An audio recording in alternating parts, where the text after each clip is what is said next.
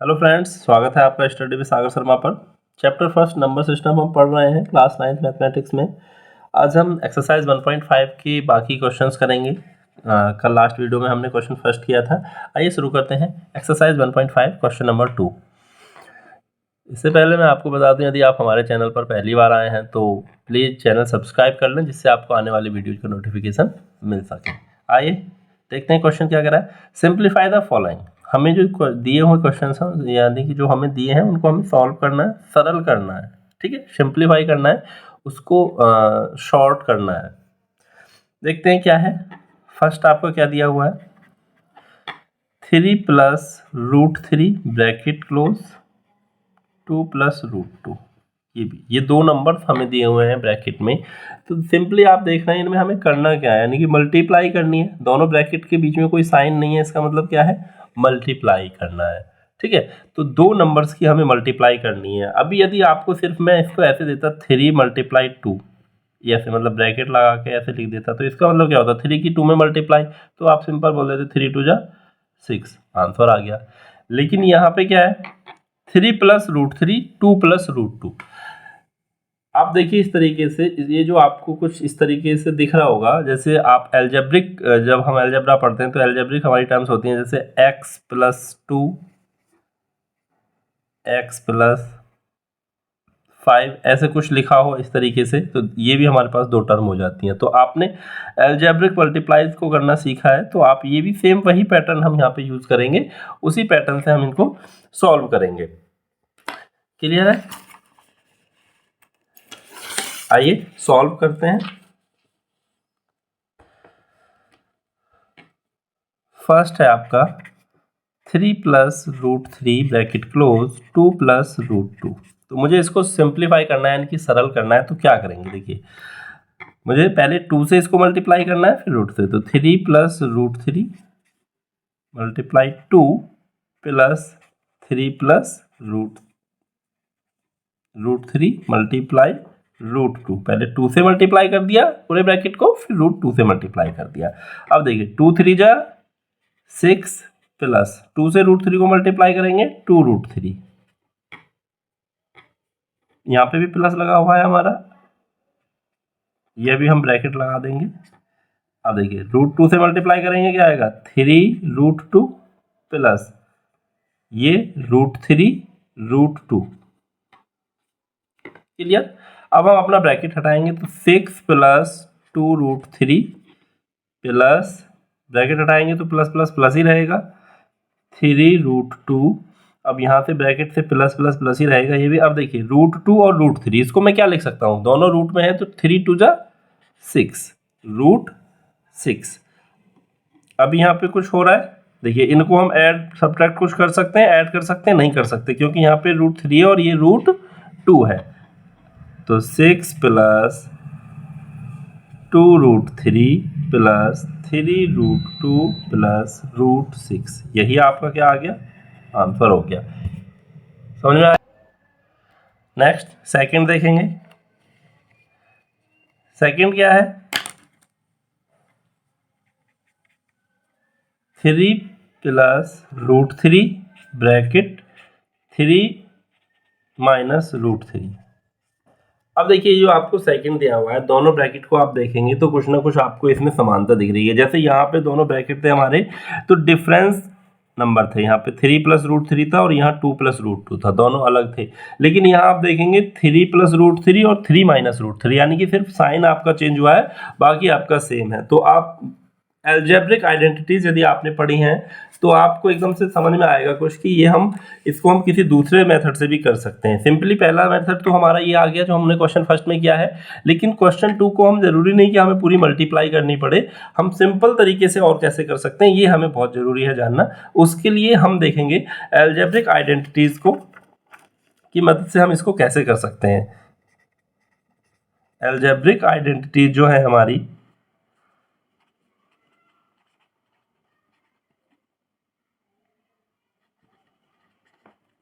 अब algebraic identity कौन सी हैं, number 1 x plus Y whole square, X minus Y whole square, X square minus Y square. ठीक है, और भी हैं, लेकिन आपके इन क्वेश्चंस में यही 3 यूज हुई हैं। तो आप यदि इनको अच्छे से समझना चाहते हैं तो मैंने इन पे भी वीडियोज बनाए हुए हैं, जिसका लिंक डिस्क्रिप्शन में दिया हुआ है, वहां जाकर आप अच्छे से इनको समझ सकते हैं। ठीक है, अब हम यहाँ यूज कैसे करेंगे, तो आइए देखते हैं। देखिए यहाँ हमारा थर्ड आइडेंटिटी का यूज होगा X square minus Y square. ये रिजल्ट होता क्या है, X plus Y X minus Y, यानी कि जहां हमें एक्स स्क्वायर माइनस वाई का लिखा दिखे तो हम तुरंत वहां X plus Y X minus Y कर सकते हैं। अब ये पूरा रिजल्ट कैसे आ रहा है आप वीडियो देख सकते हैं, वहां से आपको समझ में आएगा। अब यहाँ पे देखेंगे हमारा ये रिजल्ट कैसे फॉलो हो रहा है। देखिए यदि मैं इसको मानता हूँ ये x ये y ये x ये y, तो देखिए x plus Y X minus Y. ठीक है, तो आपका हम सेकंड जो इसको हम कैसे करेंगे, सेकंड का आंसर देखेंगे 3 plus root 3 minus root 3 multiply में है, तो सिंपली देखिए x plus Y X minus Y, इसको मैं क्या कर सकता हूँ रिवर्स में, X square minus Y square. ठीक है, तो यानी कि जो हमारा फर्स्ट टर्म है 3 उसका स्क्वायर माइनस लगाएंगे साइन अपना, और जो रूट 3 है दूसरी टर्म्स उसका स्क्वायर। अब देखिए इसको क्या करेंगे हम, 3 का स्क्वायर क्या हो जाएगा 9 माइनस रूट 3 का स्क्वायर क्या हो जाएगा 2 से रूट हट जाएगा, ओनली क्या रह जाएगा 3। अब दोनों को माइनस करेंगे, 9 से 3 सब्ट्रैक्ट होगा, घटेगा तो कितना बचेगा 6। यही आपका क्या है आंसर है। कौन सी आइडेंटिटी आपकी यहाँ पे यूज हुई है, X square minus Y square, इसका हमने इस्तेमाल किया है, जो क्या होता है X plus Y X minus Y, ये ध्यान रखेंगे।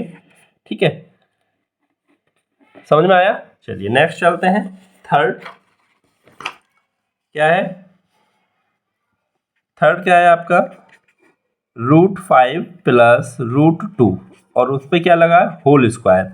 तो यहाँ देखिए ये भी आपका क्या है एक्स प्लस वाई का होल स्क्वायर, आपने पढ़ा होगा क्या होता है X square plus Y square plus 2xy। ठीक है, अब यहाँ पे देखिए ये हमारा x हो गया और ये y हो गया, तो क्या कर सकते हैं हम यहाँ पे देखिए root 5 X square plus Y square यानी कि root 2 square plus 2 into root 5 into root 2xy। ठीक है, रूट 5 का स्क्वायर करेंगे तो रूट से 2 हट जाएगा 5 प्लस यहाँ पे रूट से पावर हट जाएगी, ये रह जाएगा 2 प्लस यहाँ पे देखिए क्या हो जाएगा 2 तो है ये आपका, लेकिन ये दोनों पे रूट लगाए तो 2 5 जा 10 यानी कि 2 रूट 10 हो गया। अब आपका देखिए 5 और 2 7 प्लस 2 रूट 10, यही आपका क्या आ गया आंसर आ गया। उम्मीद करता हूं समझ में आया होगा। नेक्स्ट देखते हैं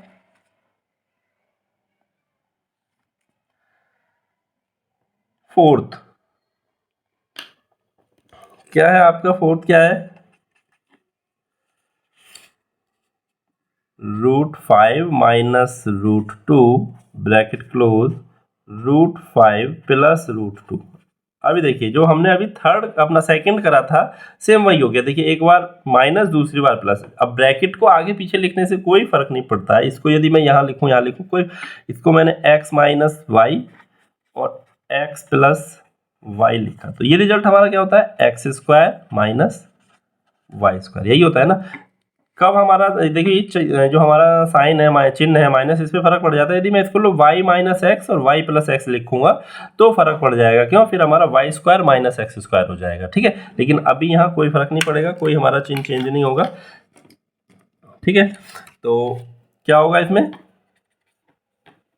root 5 square minus root 2 square, simply करेंगे क्या होगा 5 माइनस 2, सिंपल रिजल्ट क्या आ गया आपका 3, यही है आंसर। तो क्लियर, हमारे तीनों चारों क्वेश्चंस हो गए हैं। आइडेंटिटीज का यूज कैसे करना है वो आपको समझ में आया होगा, और विस्तार से आपको ये हमारा X plus Y whole square X square plus Y square plus 2xy कैसे आया है, एक्स माइनस वाई का होल स्क्वायर क्या होता है, X cube minus Y cube क्या होता है, तो ये सारी मैंने वीडियोज बनाई हुई हैं, आप देख सकते हैं। नेक्स्ट क्वेश्चन नंबर 3,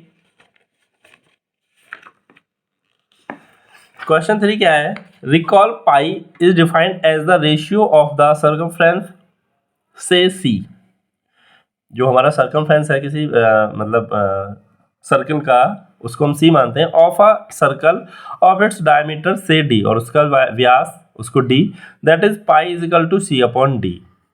जो हमारा पाई होता है वो इक्वल होता है सी अपॉन डी के। This seems to contradict the fact pi is irrational. ये हमारा एक कॉन्ट्राडिक्ट होता है, बनता है, क्योंकि हम बोलते हैं कि पाई जो है हमारा इरेशनल है जबकि सी अपॉन डी रेशनल।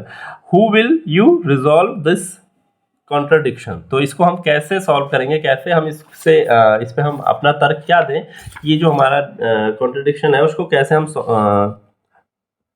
समझें कि ये हमारा पाई इरेशनल है जबकि हमारा सी अपॉन डी जो है रेशनल है। ये हमें यहाँ इस क्वेश्चन में कह रहा है। हिंदी में भी मैंने इसको लिखा है, देखिए आपको याद होगा कि पाई को एक वृत्त की परिधि मान लीजिए सी, व्यास को डी अनुपात में परिभाषित किया जाता है, यानी कि pi is equal to C upon D. यह तथ्य अंतर्विरोध करता हुआ प्रतीत होता है पाई अपरिमेय है, क्योंकि जब हम सी अपॉन डी की बात करते हैं तो देखिए पाई, यदि हम कोई भी परिमेय है, परिमेय के लिए कंडीशन क्या होती है, पी अपॉन क्यू की फॉर्म हो and Q does not equals to 0 हो, यही तो होता है। तो ये हमें सी अपॉन डी जो है pi is equal to C upon D, ये देखिए पी अपॉन क्यू की फॉर्म में लिखा हुआ है। और जब वृत्त के व्यास की बात हो रही है तो वृत्त तभी संभव है जब हम उसका कोई ना कोई व्यास लेंगे। यदि हम 0 व्यास लेके चलेंगे, वृत्त का व्यास 0 कर देंगे तो वृत्त तो संभव ही नहीं होगा फिर। तो डी हमारा 0 नहीं है, तो हमारा सी अपॉन डी जो है वो तो परिमेय है, लेकिन कहीं ना कहीं हम पाई को अपरिमेय बताते हैं। हम लास्ट क्लास में भी आपको बताया कि पाई अपरिमेय। अब इसका रीजन क्या है, जो हमारा पाई है उसकी हमने वैल्यू मानी हुई है 22/7, 22/7, ठीक है। जो सी अपॉन डी, एक तरीके से हम बोल सकते हैं कि सी अपॉन डी की वैल्यू है कि यहाँ डी 7 है और सी आपका 22 है, बट ये सी और डी की वैल्यूज नहीं है। ये पाई को हमने एक निर्धारित मान हमने उसका फिक्स करा है, जबकि पाई का जो डेसिमल एक्सपेंशन है, जो दशमलव प्रसार है, वो कैसा है, अनवसानी अनावर्ती है, यानी कि वो कभी टर्मिनेट नहीं होने वाला है, कोई उसमें रिपीटिंग नहीं है, 3.1 ऐसे कुछ करके चलता रहता है, ठीक है। तो अब जबकि हमारा जो 22/7 है वो एक निश्चित मान के बाद टर्मिनेट कर जाता है, 6 डिजिट के बाद वो टर्मिनेट कर जाता है डेसिमल में। तो 22/7 हमारा कैसा हो गया, परिमेय हो गया, जबकि पाई क्या है, अपरिमेय। अब इसको देखो हम दूसरे तरीके से कैसे समझ सकते हैं। हम इस तरीके से समझेंगे, जो हमारा व्रत है, कोई भी व्रत है, उसका जो व्यास होगा वो हमेशा कैसा होगा, ये व्यास हमारा हमेशा टर्मिनेटिंग होगा, यानी कि जो हमारा डी है वो परिमेय होगा, रेशनल होगा, रेशनल ही होगा। और जब हमारा कोई भी एक व्यास है वो रेशनल है तो उसकी जो सरकमफ्रेंस है, जो हमारा सी है, वो भी क्या आएगा, रेशनल ही होगा, क्योंकि जब हमारा व्यास टर्मिनेट कर रहा है, जब हमारा व्यास फिक्स हो गया कि यही इतना ही व्यास है, तो व्रत तो उस व्यास को ही कवर करेगा, यानी कि हमारा सरकमफ्रेंस भी कहाँ हो गया, टर्मिनेट हो गया। ऐसा तो है नहीं कि फिर सरकमफ्रेंस टर्मिनेट नहीं होगा। तो अब मैंने आपको एक कंडीशन बताई थी कि जब हमारा सी और डी दोनों क्या है, रेशनल है, तो मैंने आपको बताया था कि रेशनल को रेशनल से हम मल्टीप्लाई डिवाइड करते हैं तो हमें रिजल्ट भी क्या मिलता है, रेशनल मिलता है। तो रिजल्ट हमें क्या मिला, सी अपॉन डी मिला। तो सी अपॉन डी हमारा क्या होगा, रेशनल हो गया।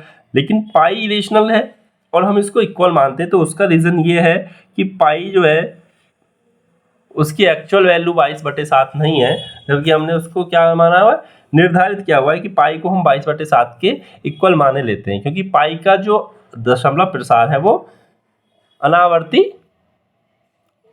अनवसानी पे है, ठीक है, नॉन टर्मिनेटिंग नॉन रिपीटिंग है। क्लियर हुआ आपको? तो हम इसमें लिखेंगे क्या, अपना आंसर कैसे लिखेंगे, हम आंसर हम वही लिखेंगे कि पाई की एक्चुअल वैल्यू जो है उसका जो प्रसार है वो अनवसानी, यानी कि नॉन टर्मिनेटिंग नॉन रिपीटिंग है, और हमारी जो एक्चुअल वैल्यू 22/7 है वो रेशनल है, और सी अपॉन डी जो है वो हमारा परिमेय है। क्लियर हुआ? चलिए नेक्स्ट वीडियो में मिलते हैं। Thanks for watching.